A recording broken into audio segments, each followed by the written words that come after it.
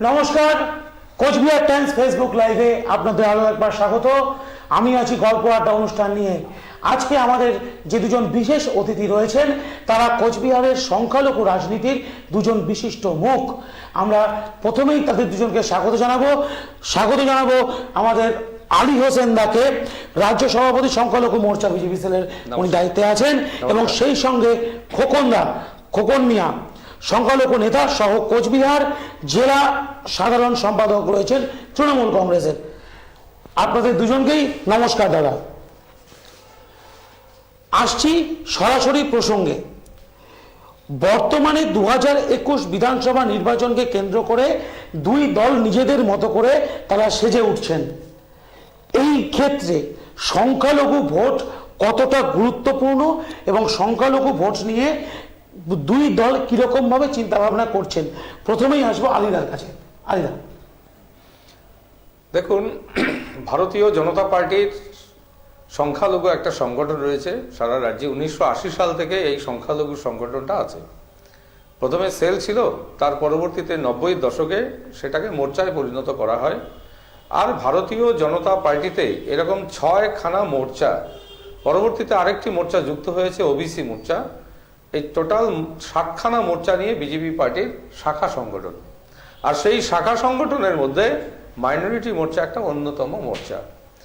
এই মাইনরিটি মোর্চায় আমরা দেখেছি বিভিন্ন সময়ে কিছু সংখ্যালঘু ভাইরা বিজেপিতে যোগদান করেছিল।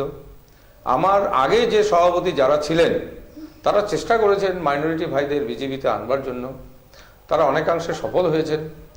কিন্তু পরবর্তীতে 2016 বিধানসভা নির্বাচনের পর থেকে সংখ্যালঘু ভাইরা ক্রমাগত বিজেপি পার্টিতে আসা শুরু করেছে। এখন পর্যন্ত অন রেকর্ড আমাদের পশ্চিমবঙ্গে 4 লক্ষ মেম্বার মাইনরিটি ভাইরা বিজেপিতে এসছে। তার মধ্যে খ্রিস্টানরাও আছে, জৈন, শিখ, পার্সি এরাও আছে। কোচবিহারে আমরা প্রায় 25,000 মেম্বার আমরা সংগ্রহ করেছি। তা গত যদি কারেন্ট হিসাব আপনি দেখেন, 19 লোকসভা নির্বাচনে কোচবিহারের লোকসভা কেন্দ্রে নিশীথ প্রামাণিকের পক্ষে ভারতীয় জনতা পার্টির সংখ্যালঘু সম্প্রদায়ের ভোটাররা বিজেপিকে কিন্তু ভোট দিয়েছিল।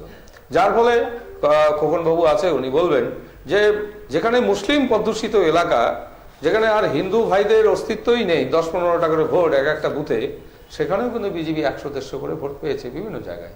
কোনো কোনো বুথে বিজেপি জিতেও গেছে, এরকমও নজির আছে। সেই জন্য সংখ্যালঘু ভাইরা 2016 সালের পর থেকে আস্তে আস্তে বিজেপির অনেকটা কাছাকাছি এসে গেছে। আমরা তার রেজাল্ট দেখছি। এবং গত 2016 বিধানসভা নির্বাচনে আমি নাটাবাড়ি কেন্দ্রের বিজেপির মনোনীত প্রার্থী ছিলাম। সেখানে এতদিন বিজেপিতে ওই নাটাবাড়ি কেন্দ্রে 8,000, 7,000, হাইয়েস্ট 11,000 ভোট ছিল। সেই ভোটটা লাফিয়ে আপনার হলো 21,540 ভোট সংখ্যালঘু ভাইরা সেখানে ভোট দিয়েছে। সেই কারণে আমরা যেটা বলতে চাই, এবারের বিধানসভা নির্বাচনে সংখ্যালঘু ভোটাররা বিজেপির সঙ্গে থাকবে, কুচবিহারে থাকবে, বাংলাতে থাকবে, তার ইঙ্গিত আমরা ইতিমধ্যে দেখতে পাচ্ছি। কারণ আমি যেখানে যেখানে যাচ্ছি রাজ্যের বিভিন্ন প্রচারে, সংখ্যালঘু ভাইরা বিজেপিতে ক্রমাগত যোগদান করছে। আজকেও আমাদের তৃণমূল ছেড়ে সংখ্যালঘু ভাই, তিনি সাধারণ সম্পাদক তৃণমূলের রাজ্যের, তিনিও কিন্তু আমাদের দলে আজকে যোগদান করেছেন। ঠিক এই বিষয়েই আসবো। রাজ্যের মুখ্যমন্ত্রী মমতা বন্দ্যোপাধ্যায় সংখ্যালঘু ভোট ব্যাংককে অক্ষত রাখার জন্য বিভিন্ন সরকারি প্রকল্পের আওতাধীন করেছেন সংখ্যালঘু মানুষদের। সেক্ষেত্রে কোথাও কোনো রকম গ্যাপ থেকে যাচ্ছে, কোথাও কি কিছু অঘটন ঘটতে পারে? দেখুন, প্রত্যেকটা রাজনৈতিক দল তার নিজস্ব সিদ্ধান্তের উপর দাঁড়িয়ে রাজনৈতিকভাবে তারা বিভিন্ন সময় বিভিন্ন আন্দোলনী রূপরেখা তৈরি করে। তো আমি মনে করব যে ভারতবর্ষেরও রাজনৈতিক দিক থেকে ভারতীয় জনতা পার্টি একটা সাম্প্রদায়িক দল। এই দলে সংখ্যালঘু মানুষ যাওয়া মানে ল্যাম্পপোস্ট, আপনারা জানেন, ল্যাম্পপোস্টের মতন দাঁড়িয়ে থাকতে হবে। কারণ যেহেতু ভারতীয় জনতা পার্টি একটা সাম্প্রদায়িক এবং হিন্দুত্ববাদী দল, এই দলে গিয়ে সংখ্যালঘু মুসলমানদের যে অদূর ভবিষ্যৎ কি হবে সেটা ভারতবর্ষের বিভিন্ন রাজ্যে যে জাতি দাঙ্গাগুলো হয়েছে সেই জাতি দাঙ্গায় বিশেষ করে সংখ্যালঘু সম্প্রদায়ের মানুষদের দিবালোকে হত্যা করা হয়েছে, সংখ্যালঘু সম্প্রদায়ের মানুষদের বিভিন্নভাবে নিপীড়ন, নির্যাতন, বিভিন্ন সময় ভারতবর্ষের বিভিন্নভাবে একটা বড় হত্যালীলা করেছে ভারতীয় জনতা পার্টি, বিশেষ করে বিজেপি একটা হিন্দুত্ববাদী দল। তাই আমি বলবো যে সংখ্যালঘু সম্প্রদায়ের মানুষ অত্যন্ত সচেতন হওয়া উচিত, যে সাম্প্রদায়িক দলে না গিয়ে ধর্ম নিরপেক্ষ দল যেটা আছে মমতা বন্দ্যোপাধ্যায়, তৃণমূল কংগ্রেস, সেই তৃণমূল কংগ্রেসে কে কিছু পাইলো কে কিছু না পাইলো সেটা বড় প্রশ্ন নয়। দেশের রাজ্যের সার্বভৌমত্ব রক্ষা যে দল করতে পারবে সে দলকেই সমর্থন করাটা উচিত। আদিদা, এই প্রসঙ্গ ধরেই বলি, সাম্প্রদায়িক দল, এই প্রশ্নটা কিন্তু বিজেপির বিরুদ্ধে বারবার উঠে আসছে। কি সাম্প্রদায়িক দল? এবং আপনি নিজেও একজন সংখ্যালঘু নেতা, কতটা জায়গা পেয়েছেন যদি সত্যি এই অভিযোগ সত্যি হয়ে থাকে বা এই অভিযোগের তাৎপর্য থেকে থাকে? দেখুন, বিরোধী দল বিজেপিকে সাম্প্রদায়িক দল বলছে, এটা শুধু তৃণমূল বন্ধুরা বলছে তা নয়, সিপিএম, কংগ্রেস, আরও অন্যান্য রাজনৈতিক দল বিজেপিকে সাম্প্রদায়িক পার্টি বলছে। এই বলাটা 1980 সাল থেকেই চলছে, কিন্তু বিজেপিকে কিন্তু আটকাতে পারছে না। বিজেপি তার গতি অনুযায়ী ক্রমশ এগিয়েই চলছে। সারা ভারতবর্ষের বিভিন্ন রাজ্যে সরকারে এসছে, আমার দেশে সরকার চলছে। অটলজি যখন সরকারে ছিল 98 থেকে 2004 সালে, সেই সময়ও বিজেপি ক্ষমতায় ছিল। আমরা মাননীয় মুখ্যমন্ত্রী আজকের যিনি রয়েছেন মমতা বন্দ্যোপাধ্যায়, সেই দিন আমাদের এনডিএর পার্টনার ছিল। 24টি রাজনৈতিক দল নিয়ে অটলজি সরকার চালিয়েছিলেন, ওই একই বিজেপি। ওই নরেন্দ্র মোদীও তখন বিজেপি পার্টির নেতা ছিলেন এবং গুজরাটের মুখ্যমন্ত্রী ছিলেন। তা বিজেপি সেই সময় সাম্প্রদায়িক দল ছিল না আমাদের ম্যাডাম মাননীয় মুখ্যমন্ত্রী মমতা বন্দ্যোপাধ্যায়ের কাছে। কিন্তু দেখুন, সাম্প্রদায়িক বলে বলে বিজেপি একঘরে করা হয়েছে, সেইটা হবে না কেন? দেখুন, যদি মুসলিমরা বিজেপি না করে তাহলে বিজেপি তো আর বসে থাকবে না। কবে মুসলমান ভাইরা বিজেপিতে আসবে, তারপরে বিজেপি কোম্পানি খুলবে? এটা তো সম্ভব না। বিজেপি তার দল চালিয়ে যাবে, যার ফলে আমরা দেখেছি যে মুসলমান যেখানে আসেনি সেখানে হিন্দু ভাইরা এগিয়ে এসে পার্টিটা শুরু করেছিল, যার ফলে সংগঠন আস্তে আস্তে তৈরি হয়েছে। এখন এটা বিষয় নয়। আমার দাদা বললো যেটা, যে খোকনদা যে কথাটা বললো, যে পাই না পাই তাও আমাদের তৃণমূলে থাকতে হবে। কেন থাকতে হবে? কি পেলাম আমরা? 1947 সালের পর থেকে আজ পর্যন্ত 72-74 বছরের স্বাধীনতার ইতিহাসে মুসলমান ভাইদের ক্রমশ পিছিয়ে যাচ্ছে। বামফ্রন্ট 34 বছর শাসন করেও কোনো মুসলিম ভাইদের কিছু দেয়নি। সাচার কমিটি একটু বলি গল্প তো, সাচার কমিটির রিপোর্টে পরিষ্কার করে বলেছে, সাচার কমিটি কিন্তু মমতা ব্যানার্জি তৈরি করেনি, করেছে কেন্দ্রীয় সরকারের সেই সময় নরসিমা রাও। আর সেই সময় বলা হয়েছে পশ্চিমবঙ্গের সাচার কমিটির রিপোর্ট অনুযায়ী মুসলিমরা কিন্তু পিছিয়ে আছে, বহুত পিছিয়ে, স্বাস্থ্যে পিছিয়ে, শিক্ষায় পিছিয়ে, কর্মসংস্থানে পিছিয়ে, সব দিক থেকে পিছিয়ে। তো সেই সময় তো বিজেপি রাজত্ব করেনি পশ্চিমবঙ্গে। তাহলে পশ্চিমবঙ্গে মুসলিম সমাজ যে পিছিয়ে পড়ছে সেই কথাটাই আমরা বলছি, যে বিজেপি যদি সাম্প্রদায়িক দল হয় তাহলে গুজরাট, রাজস্থান, হরিয়ানা, হিমাচল প্রদেশে যে বিজেপি সরকারগুলো রয়েছে সেখানে কেন সেখানকার সংখ্যালঘুদের উন্নয়ন হচ্ছে, ডেভেলপমেন্ট হচ্ছে? সেটা তো বড় প্রশ্ন। রাজ্যে এটা হচ্ছে না। মমতা বন্দ্যোপাধ্যায়কে আমরা বলতে চাই, আপনি সংখ্যালঘু ভোট নিয়ে এতদিন 9 বছর 9.5 বছর ক্ষমতায় ছিলেন, সংখ্যালঘু পাশে আপনি দাঁড়ান। কোথায় পাশে দাঁড়িয়েছেন? কোনো কিছু তো বিষয় বোঝা যাচ্ছে না। মাত্র দেখুন, বিজেপি বাস্তবেই একটা সাম্প্রদায়িক দল, যে দলের ইস্তাহারে আছেন, বিশেষ করে যে দলের নেতারা নরেন্দ্র মোদী, অমিত শাহ থেকে শুরু করে বিভিন্ন সময় বিভিন্ন নির্বাচনে যে সমস্ত নির্বাচনী ইস্তাহার থাকে তার মধ্যে হিন্দুত্ব বার্তা তাদের কমন, ওটা একটা আন্দোলনী পরিকল্পনার একটা কমন, ওদের একটা রূপরেখার একটা বড় সিদ্ধান্ত। বিশেষ করে বলবো যে ভারতীয় জনতা পার্টি নরেন্দ্র মোদী প্রধানমন্ত্রী হবার আগে উনি যে কথা ভারতবর্ষের মানুষকে বলেছিলেন, যদি আমি দেশের প্রধানমন্ত্রী হই, অযোধ্যার মাটিতে যে রাম জন্মভূমির সেখানেই বাবরি মসজিদ আমি ধ্বংস করে সেখানেই আমি রাম মন্দির তৈরি করব। সেখানে আজকে ভারতবর্ষের মুসলমানরা, পশ্চিমবঙ্গের মুসলমানরা কোন রাজ্যে বিজেপি করে, যে মোগলরা প্রায় 550 বছর তারপর ব্রিটিশদের প্রায় 300 বছর, প্রায় 850 বছরের একটা ঐতিহ্যবাহী বিশেষ করে মসজিদ, সেই মসজিদ থেকে ধ্বংস করে দিল। সুপ্রিম কোর্টকে নিজের কাঠের পুতুল মনে করে সুপ্রিম কোর্টের নিজস্ব রায়, তার দলের পক্ষে রায় নিয়ে সুপ্রিম কোর্ট একটা রায় দিয়ে দিলেন, সেটা সে বিশেষ করে বাবরি মসজিদ ভেঙে সেখানে রাম মন্দিরে করলেন। এটা তো হয় না, এটা বাস্তব একটা সাম্প্রদায়িক দল, যে দল কোনোদিন দেখবেন পশ্চিমবঙ্গে আসলে মন্দির বিশেষ করে মসজিদগুলো ধ্বংস করে দেবে। অনেক দিল্লিতে অনেক মসজিদ জয় শ্রীরাম বলে যেভাবে সে মসজিদগুলো ভাঙা হয়েছে, আমি মনে করব ভারতবর্ষ এবং পশ্চিমবঙ্গের মুসলমান সম্প্রদায়ের মানুষ তারা বিজেপির থেকে দূরে থেকে বিজেপির বিরোধী দলকে সাপোর্ট করুক। মমতা বন্দ্যোপাধ্যায় আছে আমাদের তৃণমূল কংগ্রেস, ধর্মনিরপেক্ষ দল, আমাদের সঙ্গে আপনারা থাকুন। আগামী দিনে দেশের সার্বভৌমত্ব রক্ষা করার জন্য আমরা বদ্ধপরিকর। যেটা ভারতীয় জনতা পার্টি এক তন্ত্রে চলে, তাদের একটাই কথা, একটাই বার্তা, সেটা হচ্ছে জয় শ্রীরাম, জয় শ্রীরাম, জয় শ্রীরাম। ওনারাও জানে না যে জয় শ্রীরাম, জয় শ্রীরাম ভারতীয় জনতা পার্টির নয় রাম, প্রভু রামদেব সর্বধর্মের একজন দেবতা, সর্বধর্মের একজন দেবতা প্রভু রামদেব। রামদেব হিন্দু ধর্মে ওই বিজেপি করার জন্য, রামদেব ভারতবর্ষের অযোধ্যার মাটিতে রাবণকে ধ্বংস করার জন্য ভগবান স্বর্গের থেকে মরতে রামকে পাঠিয়ে দেয়নি, ওই বিজেপি দলের নেতাদের জয় শ্রীরাম করে রামকে নিয়ে রাজনীতি করার জন্য। রাম হচ্ছে সর্বধর্মের একজন দেবতা, সনাতন ধর্মের একজন দেবতা এবং যোদ্ধা তিনি। রাম একমাত্র, রামের আবির্ভাব হয়েছিল অযোধ্যার মাটির থেকে। রামের আবির্ভাব অসুরকে দংশন করার জন্য, মই রাবণকে ধ্বংস করার জন্য। রাম বড় একজন যোদ্ধা ছিল, তাকেও আমি প্রণাম করি, তাকে আমি সালাম জানাই। আলিরা দেখুন, আমাদের খোকনদা যে বিষয়টা বললেন সেটা বিষয় হচ্ছে রাম মন্দির, বাবরি মসজিদ, হিন্দুত্ব, তারপরে হচ্ছে জয় শ্রীরাম। এই বিষয় দিয়ে তো পেট ভরবে না। পেট ভরবে কি দিয়ে? পেট ভরবে মানুষের অন্ন, বস্ত্র, বাসস্থান চাই। ভারতীয় জনতা পার্টি যেটা চায় সেটা হচ্ছে উন্নয়ন, সবকা সাথ, সবকা বিকাশ, সবকা বিশ্বাস।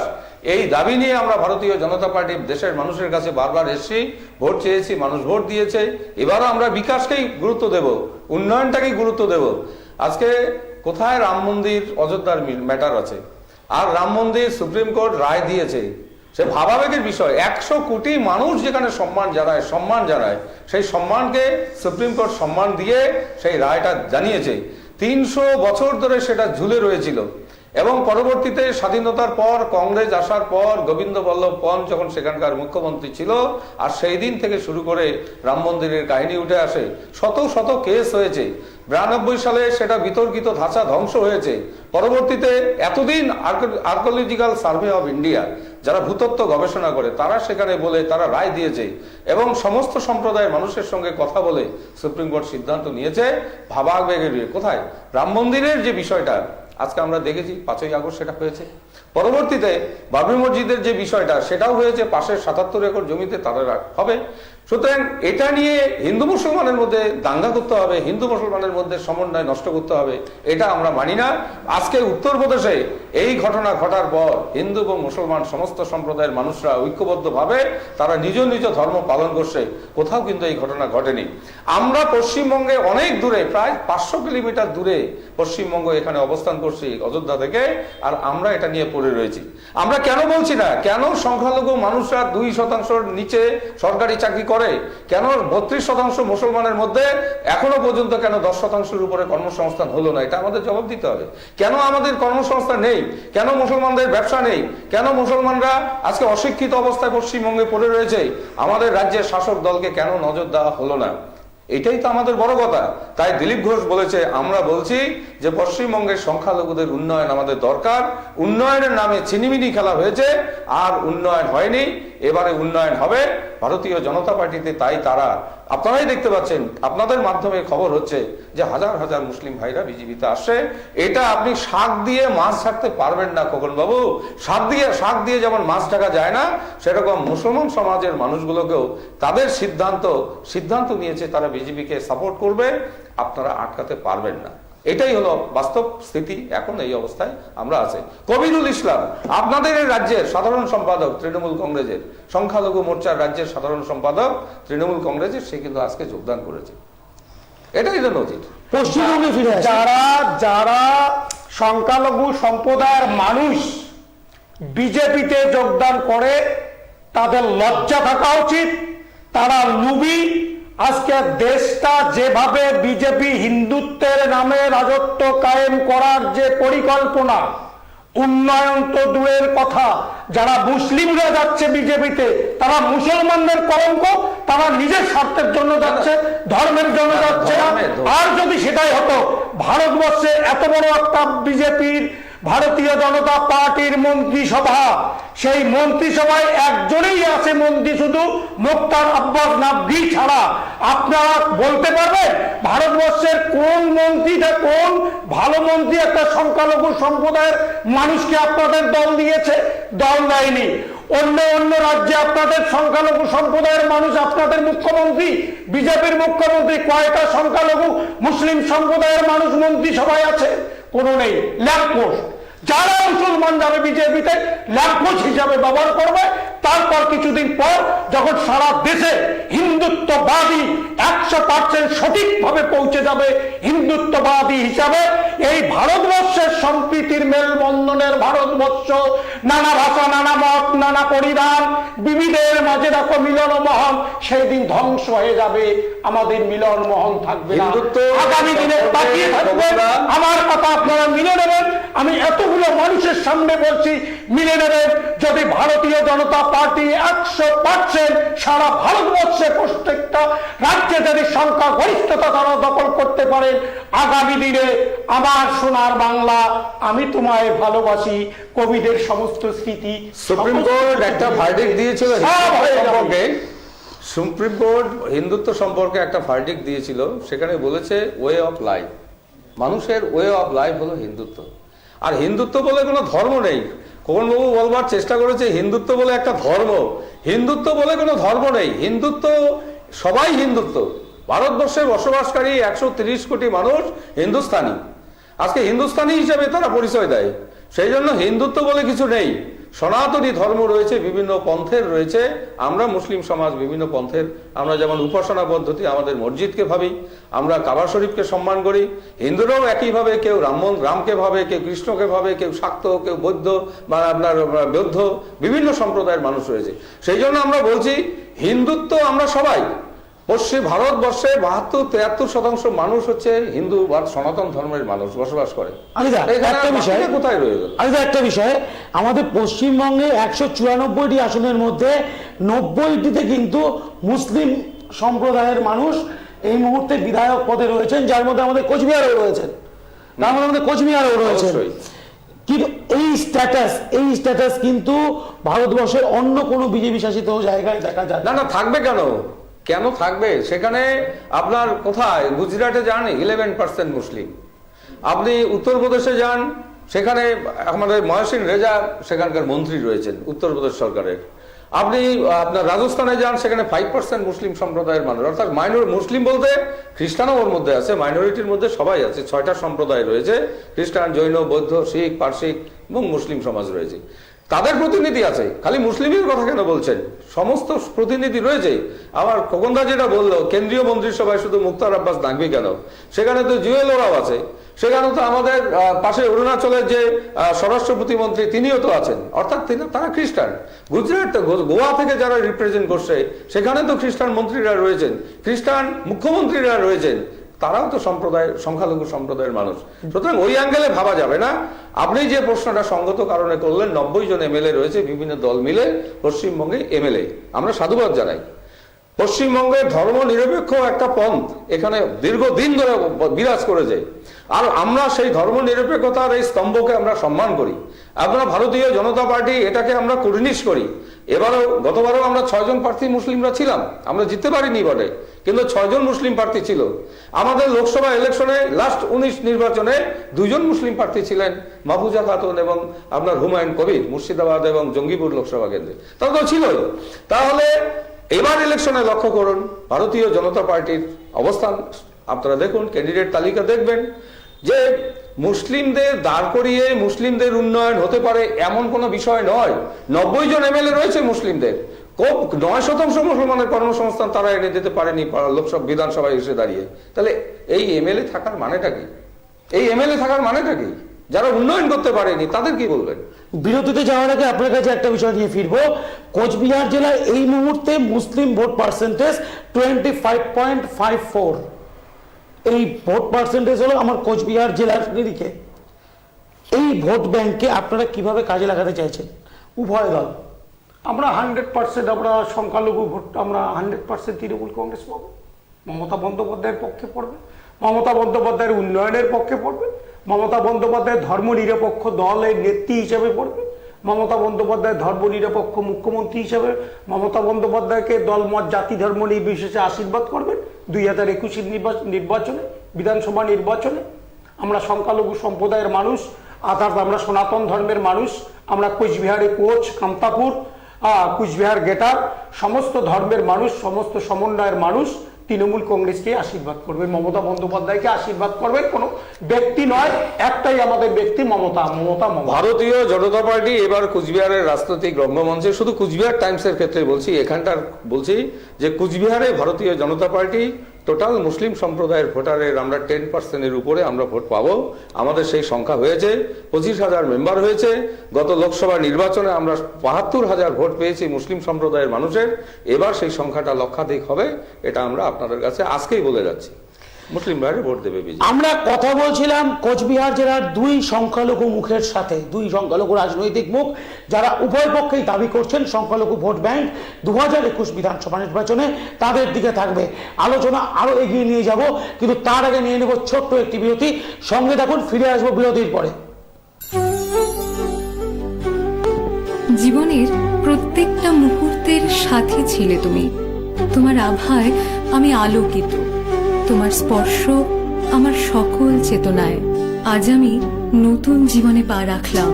আজও আমার সঙ্গী তুমি, আমার চিরজীবনের সাথী। সোনা নয়, কিন্তু অবিকল সোনার মতো। রাষ্ট্রপতি পুরস্কারে nominated B Poddar microgold ISO certified. কোচবিহারের লাল দিঘির উত্তর পাশের বিল্ডিং এ 2nd ফ্লোরে, অর্থাৎ ভবানীগঞ্জ বাজারে mega showroom. Mobile number 9832092714। MG garments, আধুনিক রেডিমেড পোশাকের একমাত্র বিশ্বস্ত ঠিকানা। শীততাপ নিয়ন্ত্রিত দোকানে আমাদের এখানে পাবেন মহিলাদের জন্য jeans, top, kurti, blazer, jacket. এছাড়াও পুরুষদের জন্য রয়েছে T shirt, shirt, jeans, pant, blazer, coat সহ নানা ধরনের পোশাক। আমাদের ঠিকানা MG garments, Biswa Singha road, Coochbehar. Phone number 03582223612। Shreeji মানি পুরুষ এবং মহিলাদের জন্য আধুনিক পোশাকের বিপুল সম্ভার।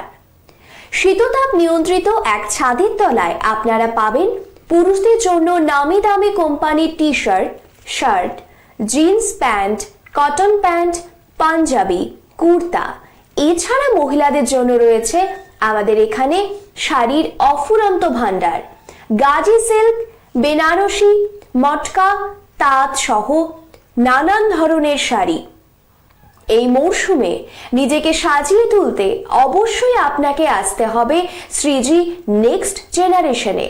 আমাদের ঠিকানা RRN রোড, কোচবিহার। আমাদের mobile number 9002151055।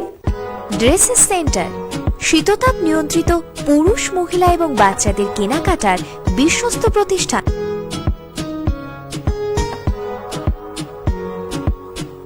Rupnarayan road, Cooch Behar. Mobile number 03582224380। Not all of us can do great things, but we can all do small things with great love. This philosophy has been the benchmark for the students at the Karnataka School of Nursing. The courses like GNM, BSc and MSc Nursing are available here. Situated in the heart of the Silicon Valley of the nation Bangalore. The Karnataka School of Nursing is well known for its professional, qualified and service-oriented staff and its assurance of placements. In Coach Bihar and Shiliguri, our authorized admission center is Nivedita Educational Institute.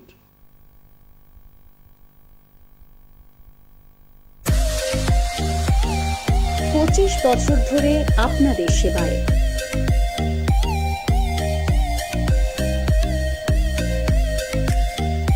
আপনার শখের গাড়িটিকে স্বপ্নের মতো করে সাজিয়ে তুলুন আমাদের কাছে। Ghosh motor, SM road, Dharmatala, Cooch Behar. Mobile 9434136654।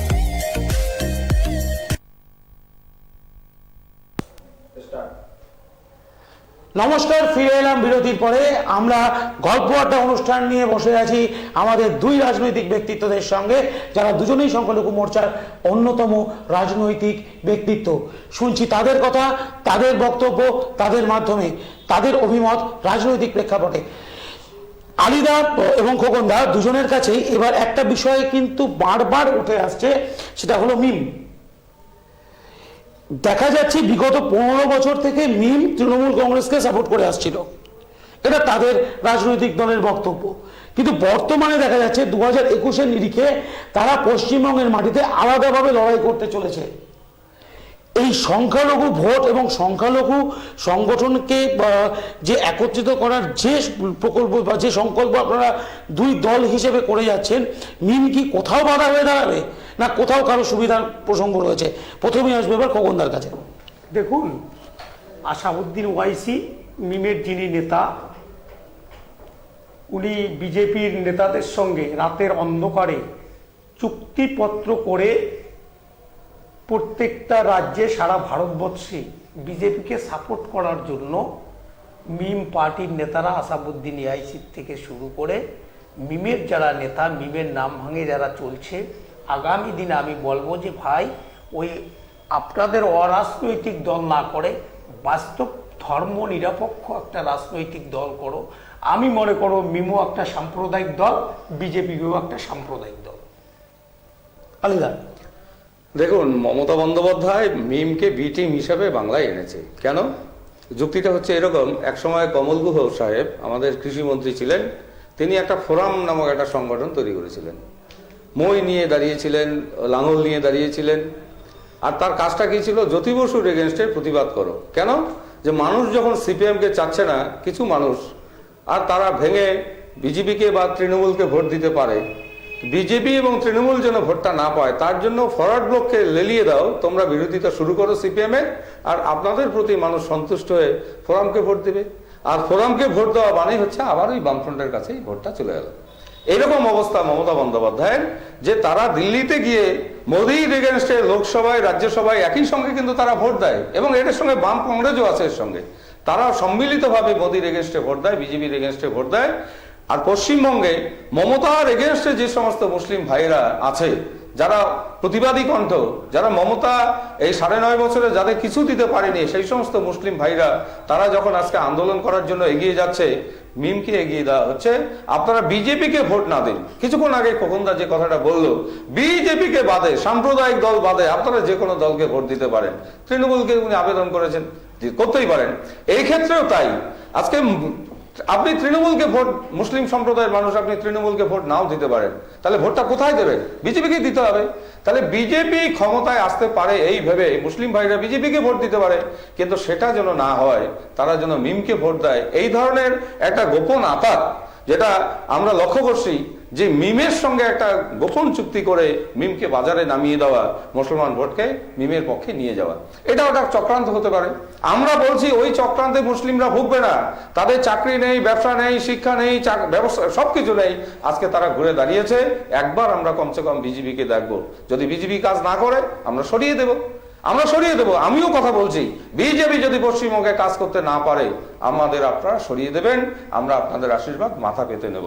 তবু একটিবারের জন্য বিজেপি পশ্চিমবঙ্গে কোচবিহার জেলার 9টি বিজেপি সরে আসার আগে আপনাদের সরিয়ে দেবে।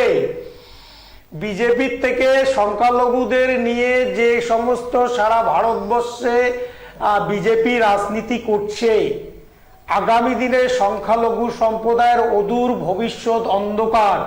তাই যে সমস্ত সংখ্যালঘু সম্প্রদায়ের মানুষ বিজেপিতে নাম লেখাচ্ছে, বিজেপি দলে যাচ্ছে, আগামী দিনে ল্যাম্পপোস্টের মতন দাঁড়িয়ে থাকতে হবে।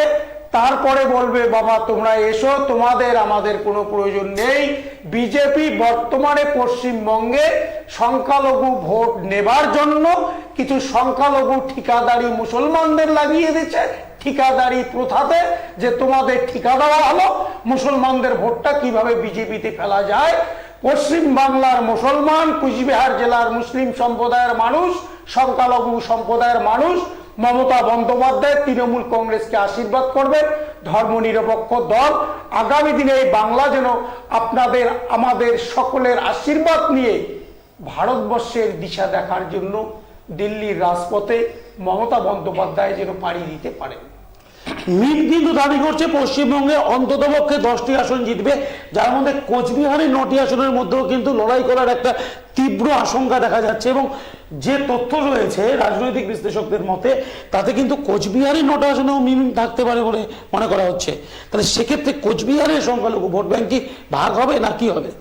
দেখুন, স্বপ্ন দেখাটা ভালো, কিন্তু স্বপ্নের পরে যখন অন্ধকারের পরে দিন হয়ে যায় না, ওটা বাস্তব হয় না।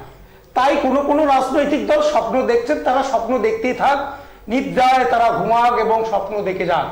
মমতা বন্দ্যোপাধ্যায় আছে 2021-এ, তৃণমূল কংগ্রেস আমরা ক্ষমতায় আবার আসবো, মানুষের আশীর্বাদ দিয়ে, সাধারণ আম জনতার আশীর্বাদ দিয়ে, জাতি ধর্ম নির্বিশেষে মমতা বন্দ্যোপাধ্যায় যে উন্নয়নগুলো করেছে সেই উন্নয়ন ধারাকে সামনে রেখে মমতা বন্দ্যোপাধ্যায়কে বাংলার মানুষ আবারও আশীর্বাদ করবেন 2021 সালে। আমার যেটা বিষয় সেটা হচ্ছে,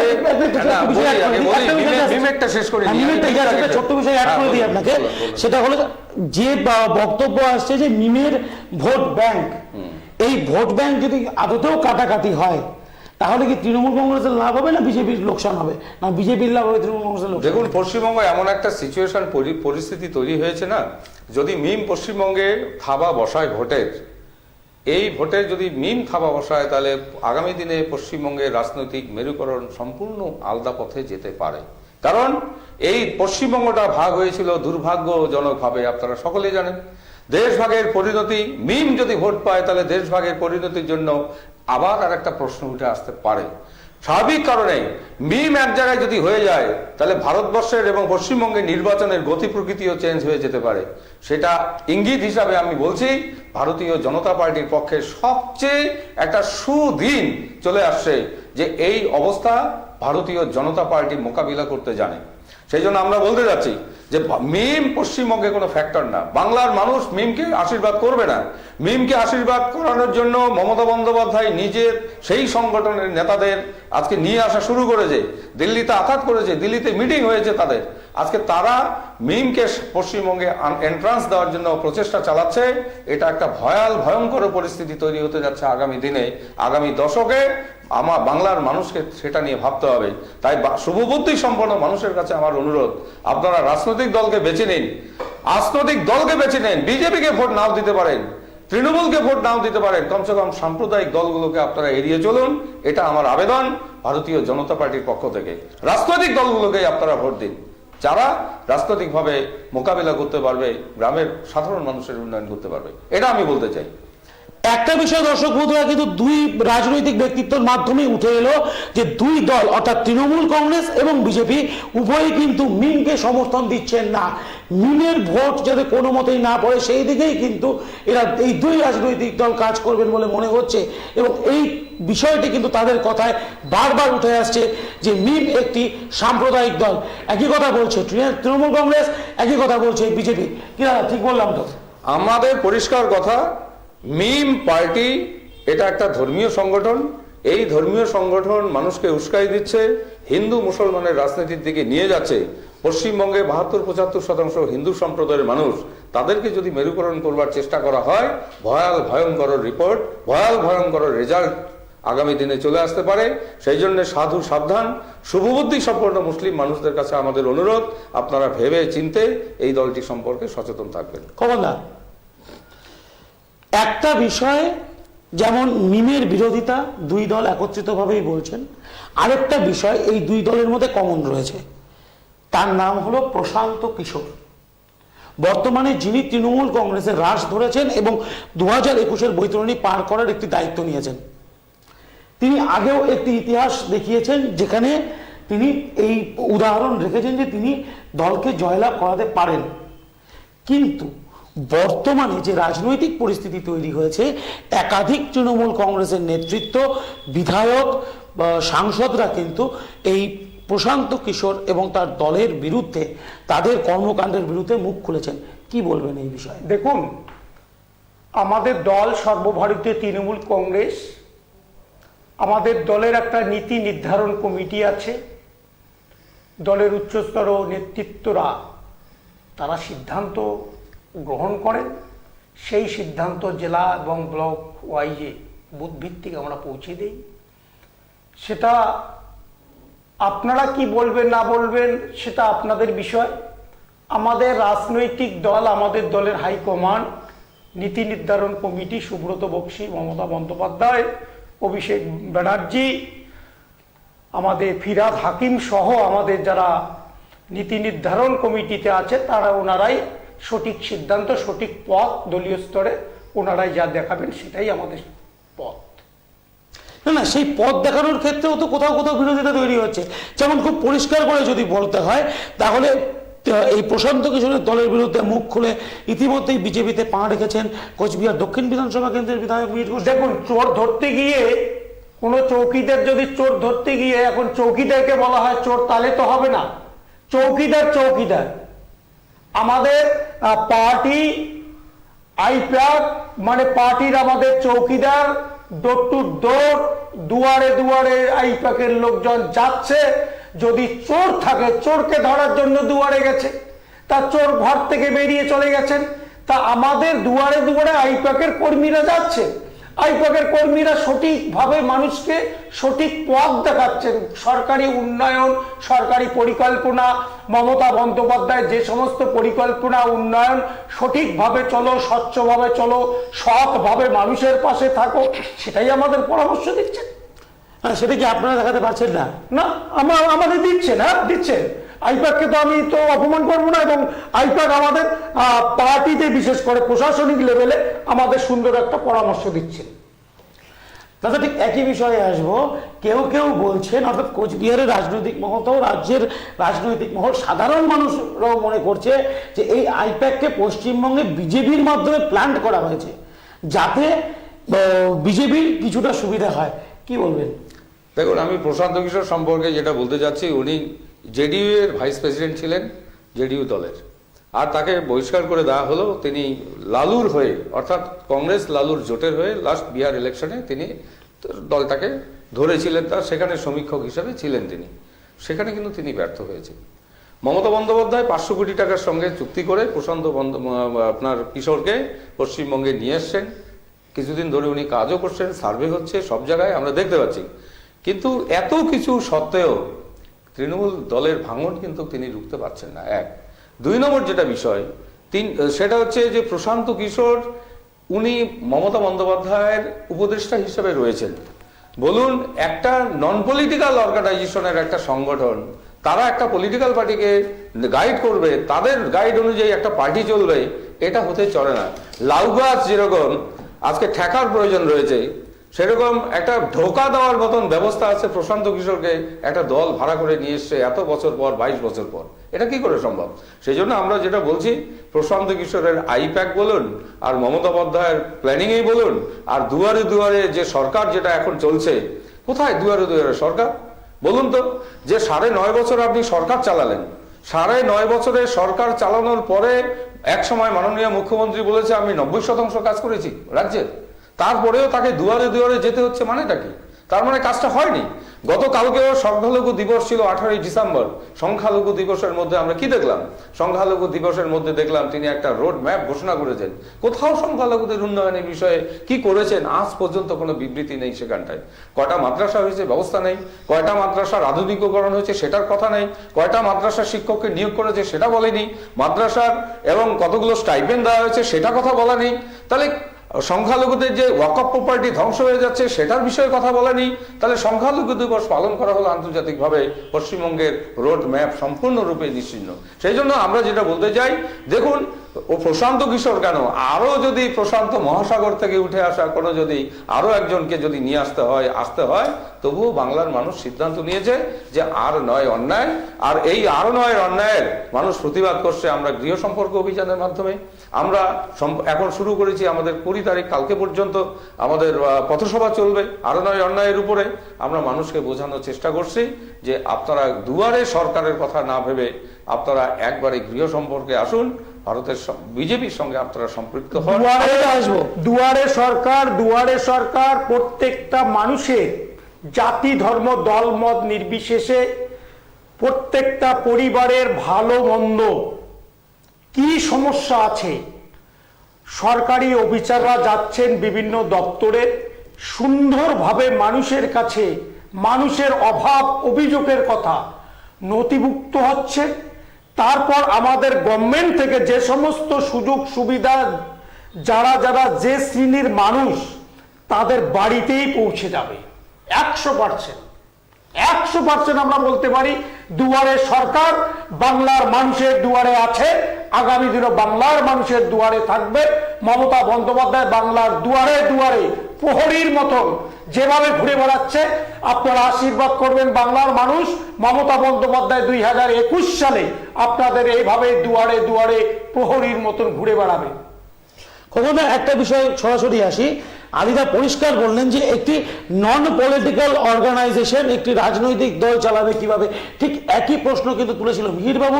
একই প্রশ্ন মিহিরবাবু কথা বলবেন না, শুভেন্দু অধিকারী কথা বলবেন না। যারা বিজেপিতে যাচ্ছেন আইপ্যাকের কথা বলে যাচ্ছেন তারা স্বার্থবাদী মানুষ, তারা নিজেদের ব্যক্তিগত স্বার্থের জন্য মমতা বন্দ্যোপাধ্যায়ের দল তৃণমূল কংগ্রেসের মমতা বন্দ্যোপাধ্যায়ের দুঃখ কষ্ট লাঞ্ছনা বঞ্চনার মধ্য দিয়ে 64,000 মা বোনের স্মৃতির সিঁদুর বিগত দিনের সরকার মুছে দিয়েছিলেন।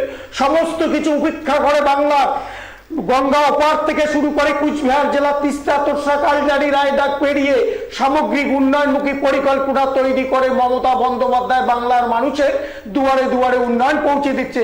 মিহির কোথায় গেল, শুভেন্দু কোথায় গেল? এরা হচ্ছে তৃণমূল কংগ্রেসের কলঙ্ক। আমরা এদেরকে বিশ্বাস করে আমরা ভুল করেছি।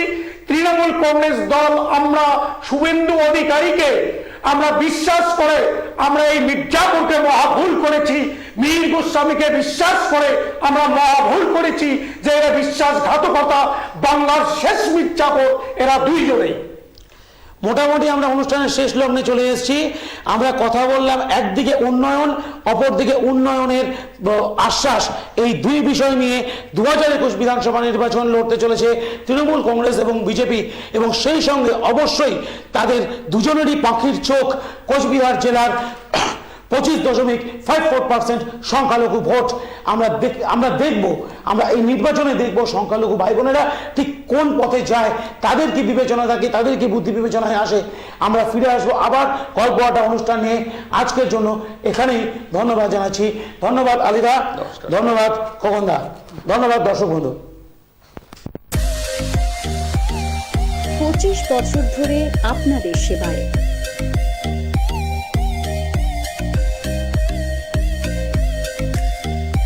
আপনার শখের গাড়িটিকে স্বপ্নের মতো করে সাজিয়ে তুলুন আমাদের কাছে। Ghosh motor, SM road, Dharmatala, Cooch Behar. Mobile 9434136654।